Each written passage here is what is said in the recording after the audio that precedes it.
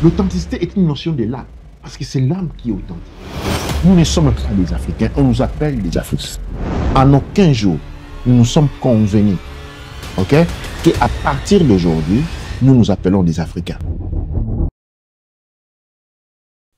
Deuxième partie, donc après l'introduction, on parle de Dieu et les hommes. Yeah.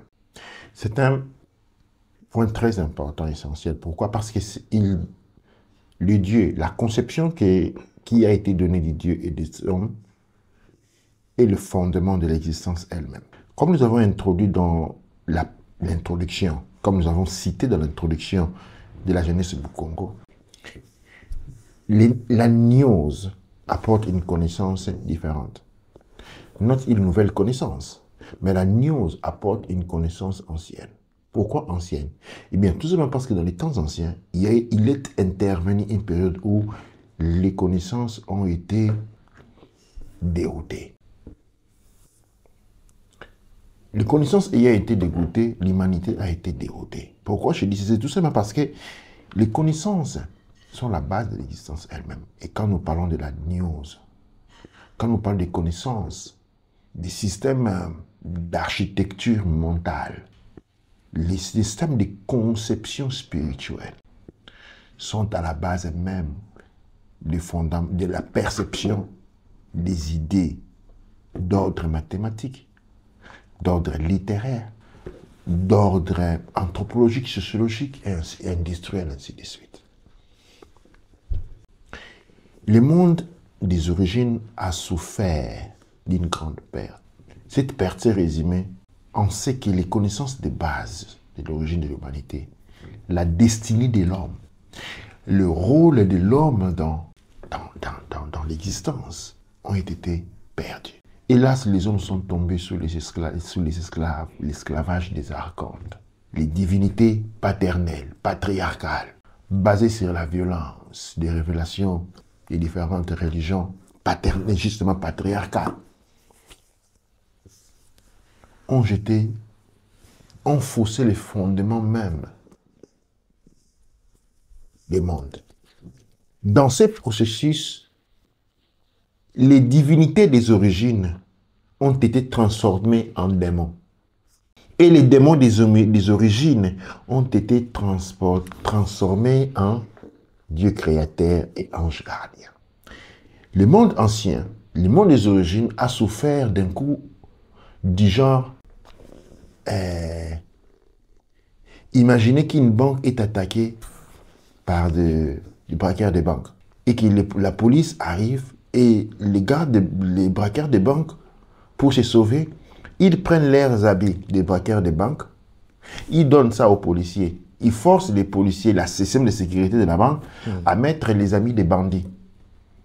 Et par contre, ils prennent les habits des gardes de banque, ils se les mettent. Et ils menottent les gardes. Et quand la police arrive, on leur offre les gardes.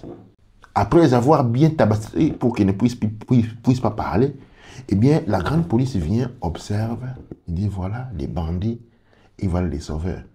Mais en réalité, c'est un jeu, c'est le contraire. Les divinités qui vont naître de cette transformation sont des divinités à l'origine imposteurs.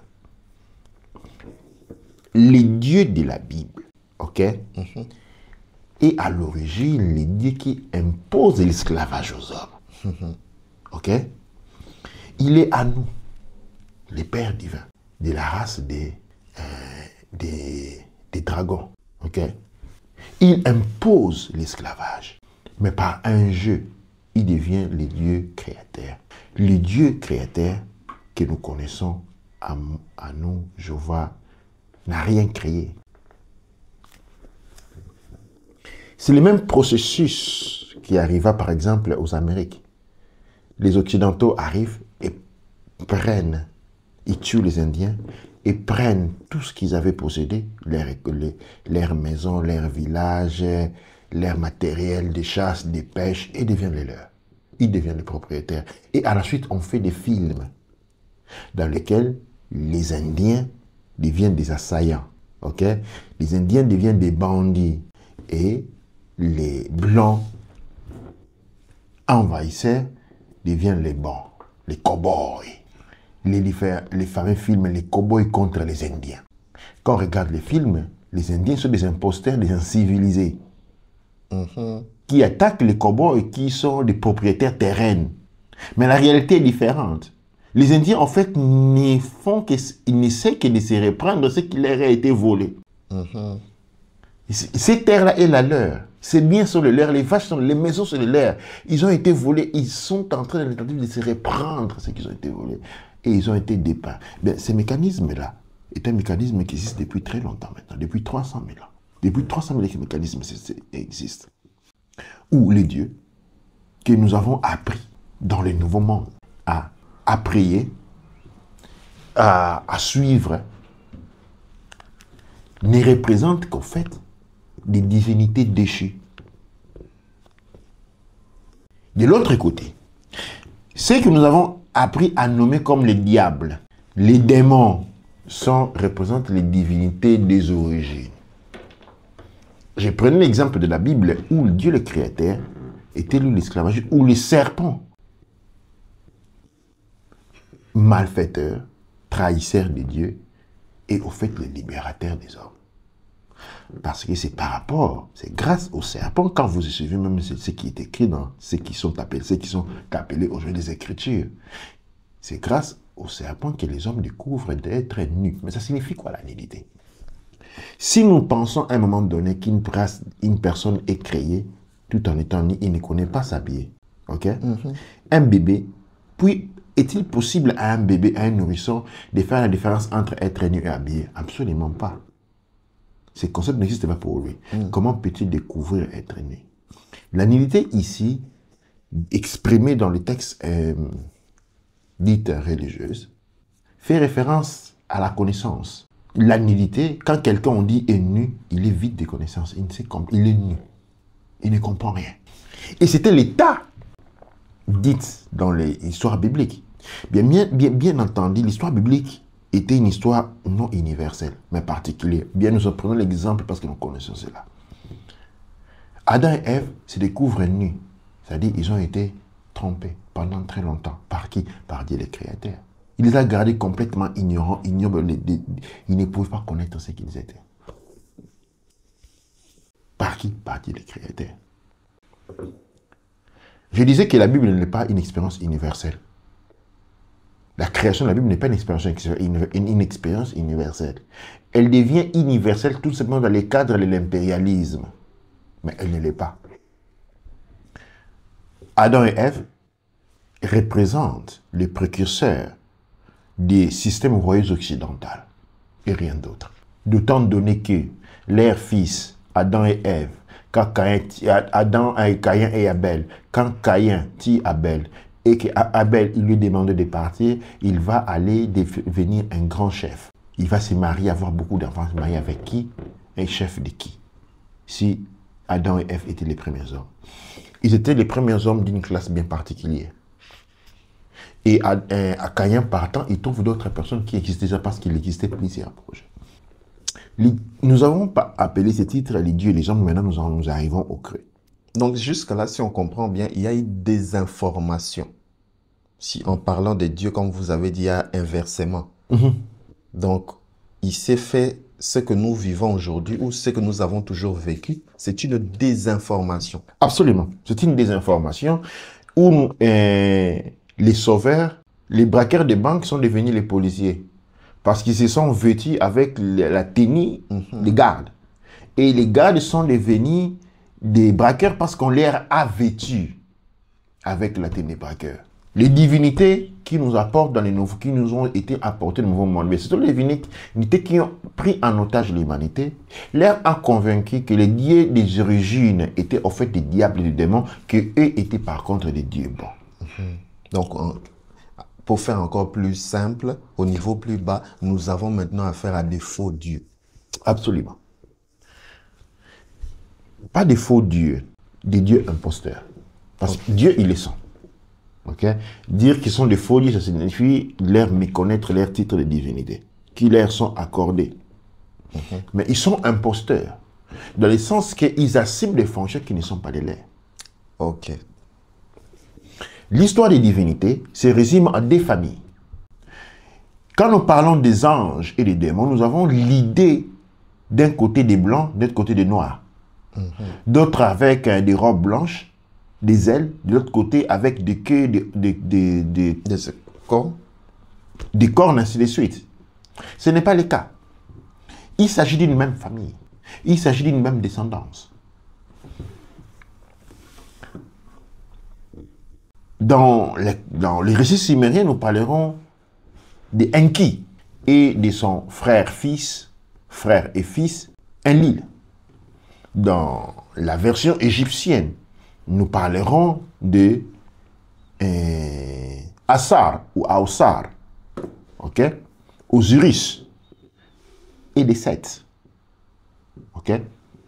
Ces deux-là sont les membres d'une même famille.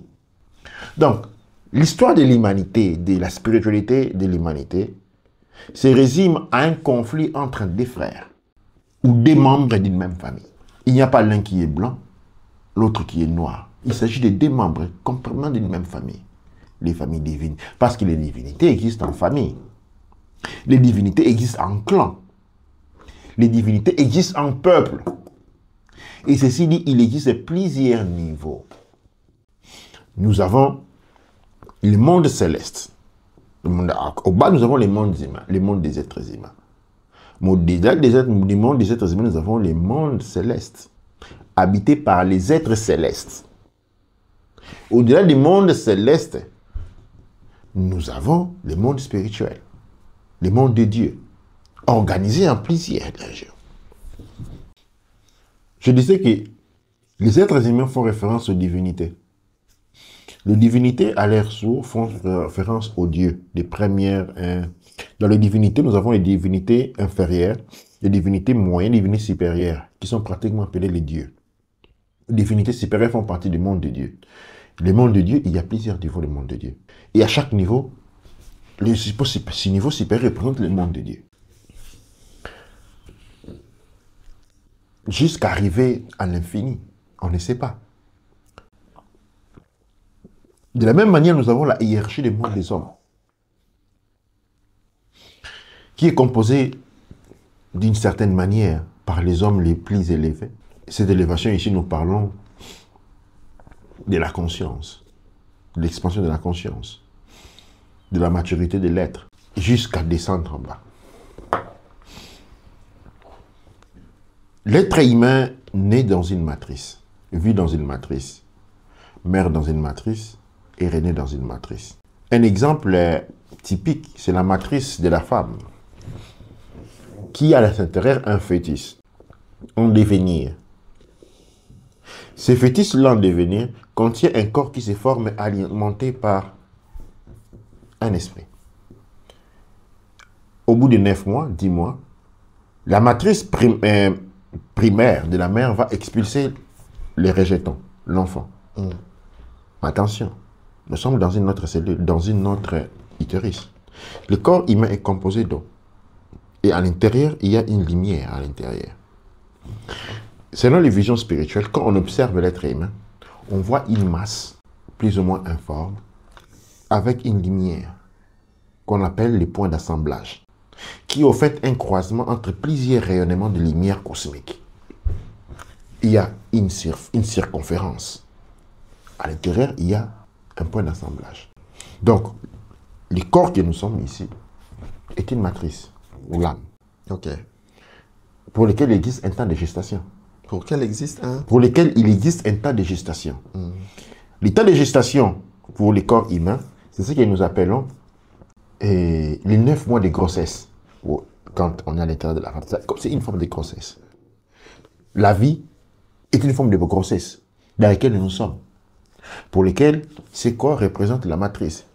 Laissez-moi l'on comprend que notre corps doit être géré d'une certaine manière, avec certaines attentions qu'on accorde à la femme qui est enceinte. Parce qu'en soi, on représente une matrice. La mort, à ce moment-là, devient une renaissance. Une naissance, une renaissance. Et la vie en soi ne vient que... La vie, depuis la naissance à la mort, n'est qu'une gestation. Une autre gestation. On ne sait pas laquelle. On ne peut pas dire la deuxième, parce qu'on ne sait pas. Ça dépend d'un individu à l'autre. On passe de gestation en naissance, gestation en naissance, gestation en naissance. Quand on a fini une gestation, on est. Mais quand on est dans une autre forme de gestation, dans laquelle la conscience évolue. La conscience évolue. Du point de vue mystique, quand on observe un être humain, je disais, on voit une sphère avec un point de lumière qui représente le point d'assemblage. Le point d'assemblage, c'est là où se trouve l'attention de l'être, là où l'être voit, là où l'être existe. C'est le point d'assemblage.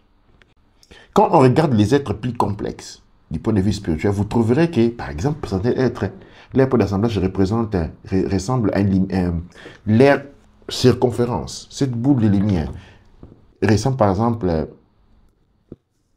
à une pierre tombale ou à une sphère avec une forme différente. Ces différentes formes représentent le niveau de maturité de l'être, c'est-à-dire combien il est prêt à renaître et à évoluer vers le supérieur. Okay? De ce moment-là, il existe une évolution. C'est-à-dire le corps a évolué, la conscience a évolué, le corps a évolué à travers des conditionnements, soit au niveau du corps et au niveau de l'esprit. Là, on évolue sur un autre niveau d'existence. De l'être inférieur, on place un être niveau où d'être accompli, on devient une demi-divinité. Une divinité inférieure. Pour devenir divinité inférieure, il faut des conditions. Les conditions est qu'il doit être un mélange de sang divin et une évolution de l'esprit. Ok. Si on a seulement un mélange divin, sans évolution de l'esprit, on devient quelqu'un qui est très intelligent, un génie.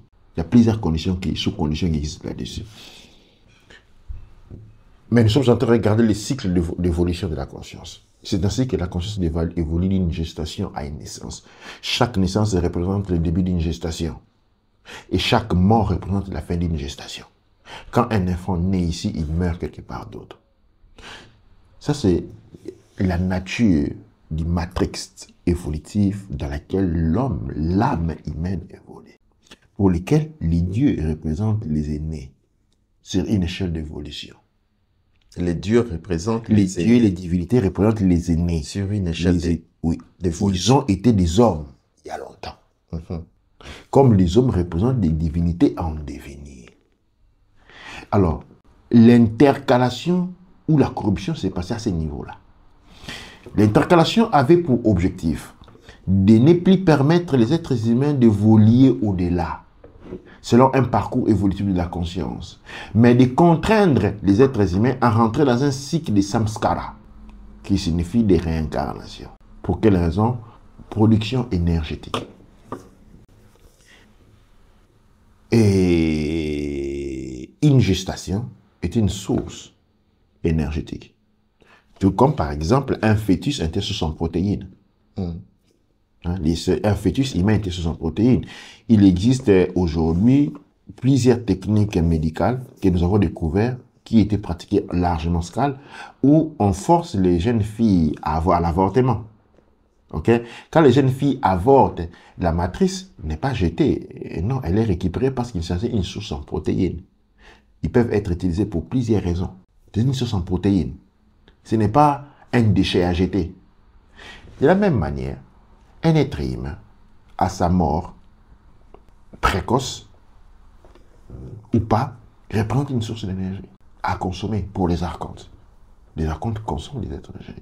Les consomment, perçoivent les êtres humains comme un poulailler. Et l'humanité des êtres humains, avec cette restructuration des systèmes de connaissances, avec avec la destruction des systèmes anciens, l'égarement des connaissances, l'introduction de nouveaux cultes patriarcales a transformé l'humanité en une poulailler. Dans une poulailler plutôt homogène, dans le sens, non pas homogène, mais dissimulé. Dans le sens que, par exemple, nous savons que nous vivons sur la planète Terre et qu'il est composé de 7 continents. Ok? Et ça, c'est ce que les êtres humains pensent. Tous les systèmes de connaissances scientifiques, médicales, littéraires, archéologiques, se basent sur le fait que nous vivons sur une planète. Avec cette planète. Avec cette planète. Mais en réalité, ce n'est pas le cas. Non, avec 7 continents plutôt. Avec 7 continents. Mais en réalité, ce n'est pas le cas. En réalité, la planète Terre est beaucoup plus vaste. Nous vivons dans un enclos. Les murs glaciales du pôle Nord est une limite. Personne n'a le droit d'y aller. Il est gardé par une armée non identifiée qui ne porte aucun drapeau.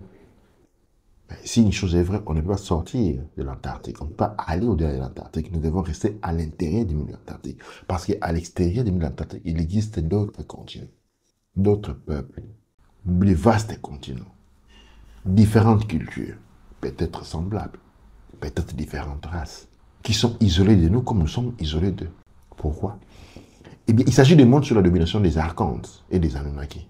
D'un côté, les Anunnaki, de l'autre côté, les Archontes, qui ont besoin de l'énergie de l'humanité. Et pour cela, ils doivent bloquer le parcours évolutif de l'humanité et les plonger tous ensemble dans une chaîne des samskaras, c'est-à-dire la réincarnation, sans objectif. L'on vit simplement. C'est dans ce cadre-là que les choses, des postulats, des motos comme il faut apprécier la vie, il faut aimer la vie, il faut apprécier cette vie, ne cherche pas l'autre. Il ne faut pas chercher d'autre, seulement cette vie ici. Eh bien ça, c'est un slogan commercial. Ce n'est pas une thèse religieuse. Commercial parce qu'ils ont pour objectif de maintenir les êtres humains dans les chaînes des samskaras, de l'illusion et de la réincarnation en perpétuité. Parce que chaque être humain, c'est comme une pile qui se régénère tout seul. Imaginez une bolle d'assiette qui se régénère, qui se crée la nourriture tout seul. Une fois qu'on a mangé, on a fini, la nourriture se recrée. Tout se boum, comme par magie. L'être humain de cette manière. Donc, pour faire plus simple, le fait que nous soyons en train de vivre sur Terre, nous produisons de l'énergie. Absolument. Et cette énergie peut être consommée par d'autres. Sans consommer, Sans pas être consommée, sans consommer. Ok. L'humanité déformée, dans une terre déformée est devenue celle-là. C'est ça la relation qu'il existe entre les dieux. C'est-à-dire, l'être humain doit évoluer pour devenir les dieux, mais les archontes et les Anunnaki ont bloqué cette évolution dans leur pour l'homme. Les Pour pouvoir consommer dans un cycle d'énergie. Ça, c'est un cycle. Ce cycle ici est une réalité. Cette réalité ici dépend d'un facteur clé, les connaissances de base. C'est pourquoi la manipulation la plus importante est sur l'éducation. L'éducation religieuse, l'éducation générale qui crée une perception. Du moment où la perception du monde qu'on a est celle-là, eh bien, on est repoulaillé. Bien, c'est plus ou moins ce qu'on appelle la matrice. Pour sortir de la matrice, il faut changer ses considérations de l'existence. Il faut changer ses considérations de l'existence. Il faut changer ses points de connotation. Et la réalité change en même temps. L'être humain est un computer conditionnable, programmable. Une fois qu'il a été programmé d'une certaine manière, il fonctionne de cette manière. Et le Bukongo est un module de programmation. Mais une programmation qui non sert les intérêts égoïstes, suprématistes, Anunnaki, affiliés aux besoins alimentaires, énergétiques des archontes. Le Bukongo, par contre, nous installe dans une procédure d'évolution nôtre, qui est celui du parcours menant, les plus simples, les plus idiots des êtres à évoluer pour devenir une divinité. En Kuja Semen.